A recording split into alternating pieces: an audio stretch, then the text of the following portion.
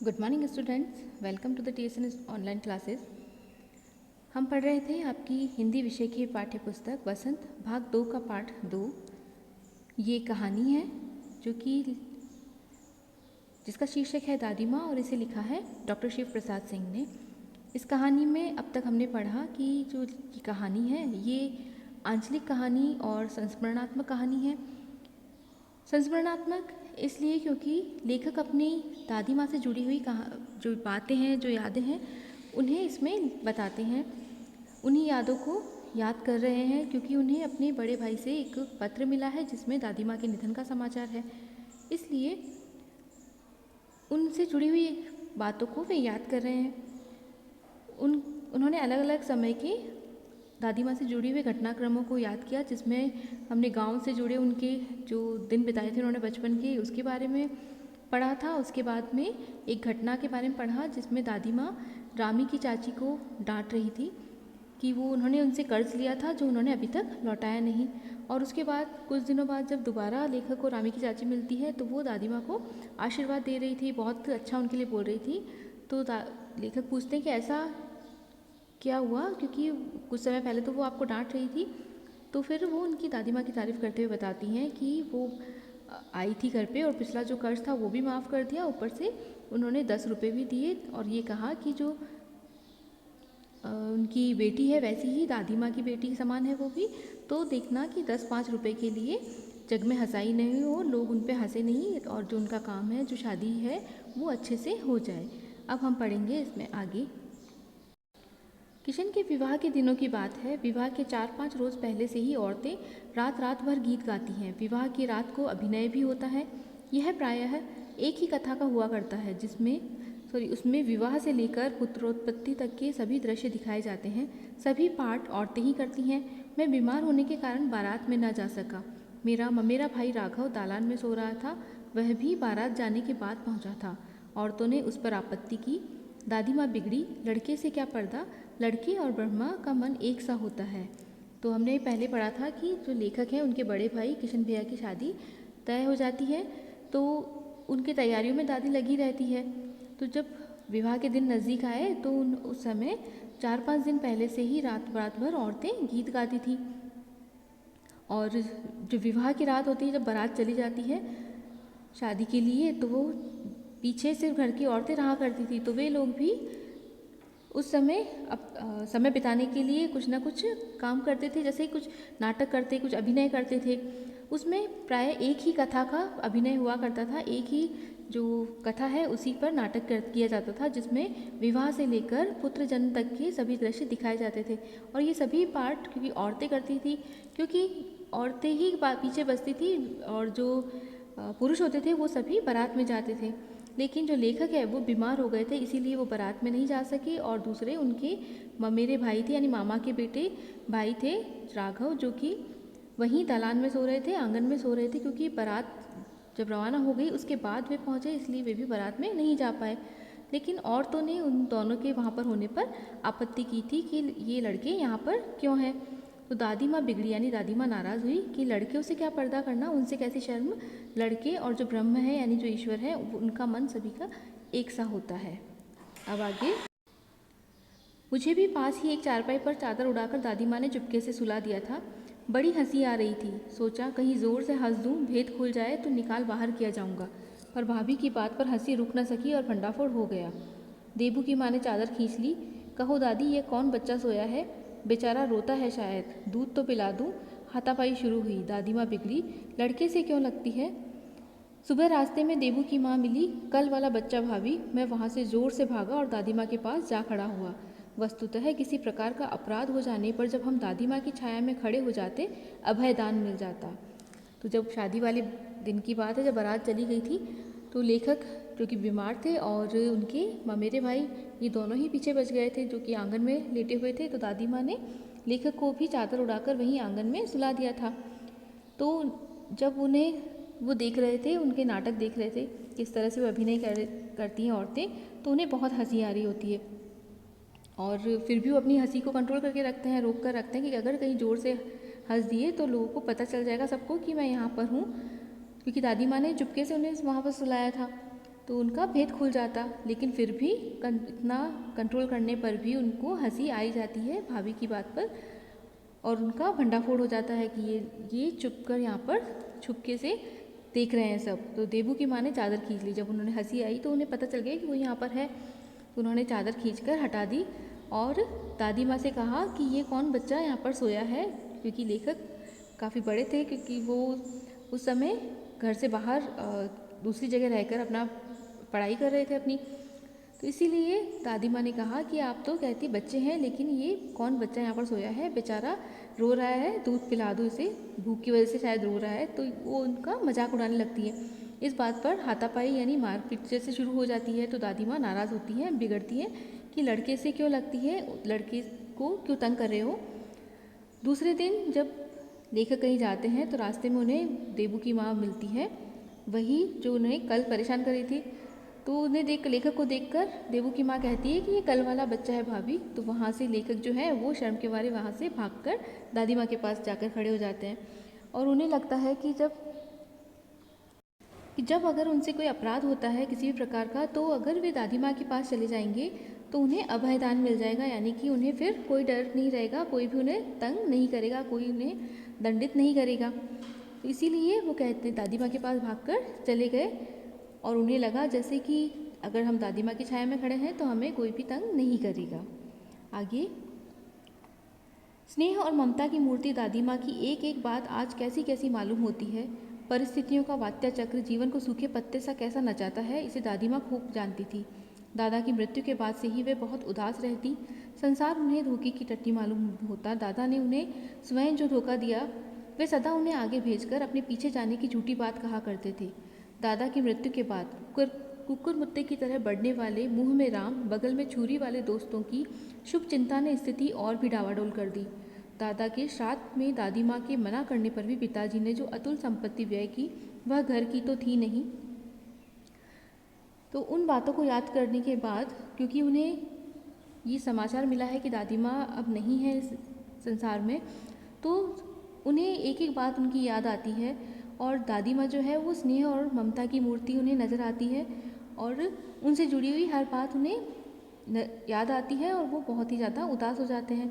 वे कहते हैं कि परिस्थितियों का वात्या चक्र, यानी कि जो परिस्थितियों का तूफान है, चक्रवात है, वो जीवन को एक सूखे पत्ते की तरह किस तरह नचाता है। जिस प्रकार तूफान आता है, चक्रवात आता है, तो जो भी हल्की फुल्की चीज़ें होती हैं, पत्ते वगैरह, वो सारे किस तरह से उड़ते हुए ऐसे लगते हैं जैसे कि वो तूफान उन्हें नचा रहा है।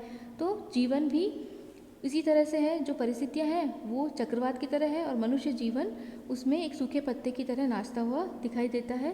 तो ये चीज़ दादी माँ बहुत अच्छे से जानती थी कि जो जीवन है वो बहुत ही क्षणभंगुर है।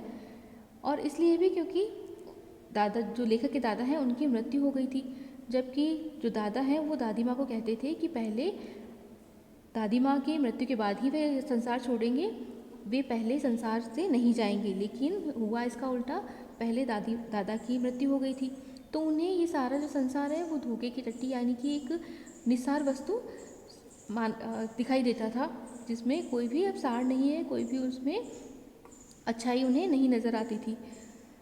तो इसीलिए वो दादा की मृत्यु के बाद बहुत उदास रहती थी। और दादाजी की मृत्यु हो जाने के बाद जो परिस्थितियाँ थी वो और भी बुरी होती गई, ख़राब होती गई। और कुकुर मुत्ते यानी कि जो बारिश के समय में नमी वाली जगहों पर एक फंगस होती है, जो एक छाते के समान होती है, वो कहीं भी नमी पाकर उगने लगती है।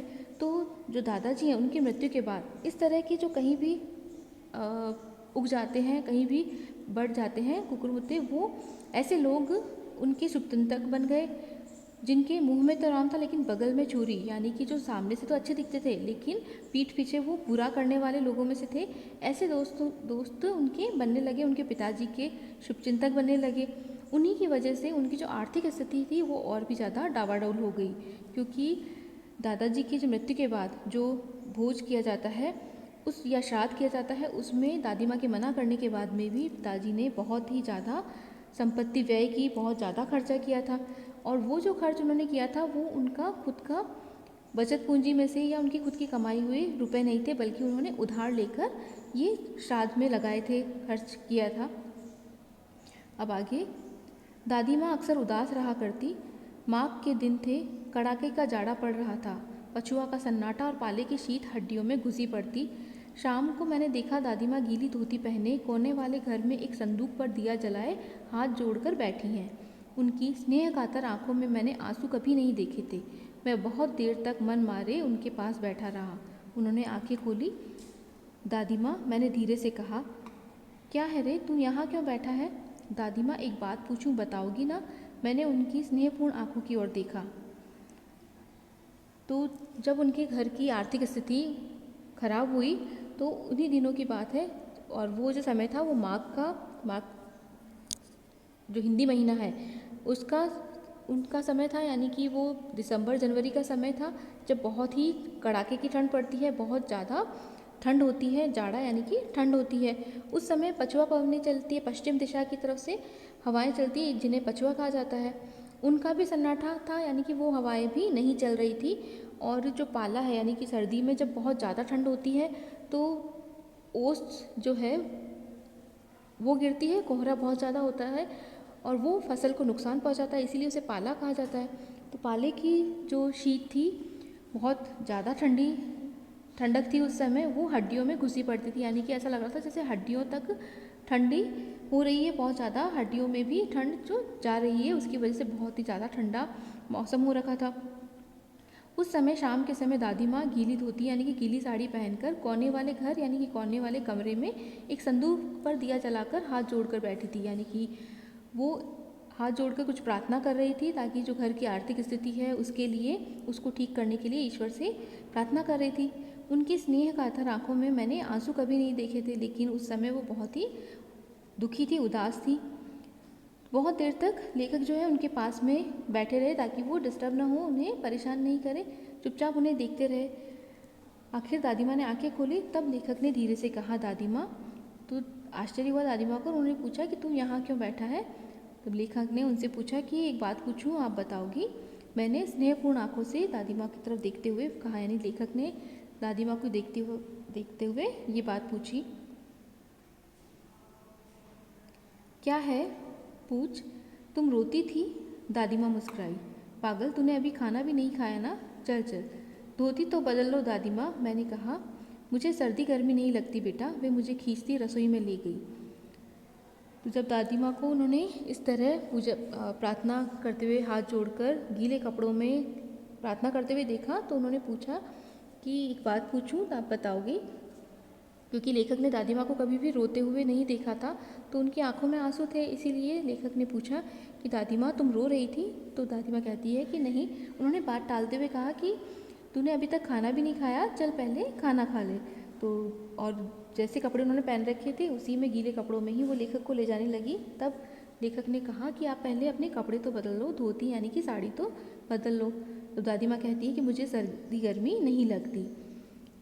आगे, सुबह मैंने देखा चारपाई पर बैठे पिताजी और किशन भैया मन मारे कुछ सोच रहे हैं।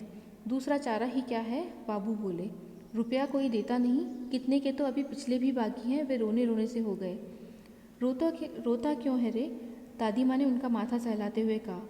मैं तो अभी ही हूँ ही। उन्होंने संदूक खोलकर एक चमकती सी चीज़ निकाली। तेरे दादा ने यह कंगन मुझे इसी दिन के लिए पहनाए थे।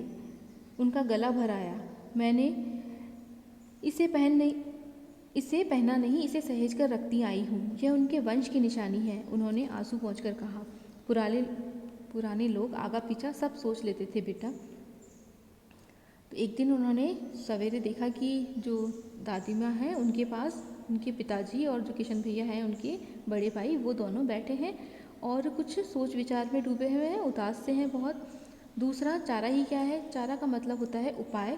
तो कहते हैं दूसरा कोई उपाय ही क्या है, यानी कि कुछ परेशानी थी उसके हल के बारे में, उसके सॉल्यूशन के बारे में सोचते हैं, तो उन्हें कोई रास्ता दिखता है, कुछ सॉल्यूशन मिलता है, तब वे कहते हैं कि और दूसरा कोई चारा नहीं है, कोई भी हल नहीं है। बाबू बोले, यानी पिताजी बोले। तो रुपया कोई देता नहीं, क्योंकि उनके पहले के भी रुपए उधार थे, इसीलिए और कोई भी पैसे देने को तैयार नहीं था। और वे ऐसा कहते कहते ऐसा लगा जैसे अब रो पड़ेंगे। रोता क्यों रहे रे? दादी माँ ने उन्हें कहा, और कहते हुए उनका माथा सहलाया और उन्होंने कहा कि अभी तो मैं ज़िंदा हूँ। और फिर उन्होंने अपना संदूक खोलकर एक सोने चमकती हुई यानी कि एक सोने की चीज़ जो थी वो निकाल कर दी, जो कि कंगन थे। उसके बारे में दादी माँ कहती है कि तेरे दादा ने मुझे इसी दिन के लिए दिया था कि ताकि कभी कोई परेशानी आए तो इसको काम में लिया जा सके, और ये उनकी वंश की निशानी है, इसीलिए मैं इसे संभाल कर रखती आई हूँ, इसे कभी मैंने पहना नहीं। फिर आगे वो कहती हैं कि जो पुराने लोग थे वो आगा पीछा सब सोच लेते थे, यानी आगा पीछा सोचना मतलब कि उसकी अच्छाई बुराई आने वाले समय के बारे में और उसमें किस तरह की परिस्थितियाँ हो सकती हैं इसके बारे में भी सोचकर वे लोग चलते थे। तो वे अपनी तैयारी भविष्य के लिए भी तैयारी करके चलते थे, तैयारी करके रखते थे। अब आगे, सचमुच मुझे दादी माँ शाप भ्रष्ट देवी सी लगी। धुंधली छाया विलीन हो गई। मैंने देखा दिन काफ़ी चढ़ आया। पास के लंबे खजूर के पेड़ से उड़कर एक कौवा अपनी घिनौनी काली पांखें फैलाकर मेरी खिड़की पर बैठ गया। हाथ में अब भी किशन भैया का पत्र काँप रहा है। काली चींटियों सी कतारें धूमिल हो रही हैं। आंखों पर विश्वास नहीं होता। मन बार बार अपने से ही पूछ बैठता, क्या सचमुच दादी माँ नहीं रही? लेखक आगे कहते हैं कि इन परिस्थितियों में जब दादी माँ ने कंगन दिए और उन्हें कहा कि ये निशानी उनकी वंश की है, उनके परिवार की है, और ऐसी कठिन परिस्थिति के लिए मैंने इसे संभाल कर रखा था, तो उस वक्त लेखक को दादी माँ श्राप भ्रष्ट देवी सी लगी, यानी कि किसी श्राप की वजह से वो इस संसार में आ गई ऐसी देवी लगी। और इस तरह उनकी जो यादों में जो दादी माँ जीवित थी वो उनकी जो छाया थी वो विलीन हो गई, और उन्होंने देखा कि दिन काफ़ी चढ़ आया, यानी बहुत दिन हो गया था, और पास के खजूर से जो कौवा था वो उड़कर अपनी काली जो घिनौनी पंख थे उन्हें फैलाकर उनकी खिड़की पर आकर बैठ गया। और उनके हाथ में अभी भी उनके भाई का जो लिखा हुआ पत्र था जिसमें दादी माँ की निधन का समाचार था वो अभी भी उन्हें उनके हाथों में था, और उन्हें ऐसा लग रहा था कि जो लिखावट है वो चींटियों सी लग रही थी। आंसू की आंखों में उनके आंसू भरे थे, उसकी वजह से उन्हें वो अक्षर इस तरह लग रहे थे जैसे कि चींटियाँ चल रही हो पेपर पे। उनको अपनी आंखों पर विश्वास नहीं हो रहा था और मन अपने बार बार अपने आप से ही पूछ रहा था कि क्या सचमुच दादी माँ अब नहीं रही। ये थी कहानी दादी माँ।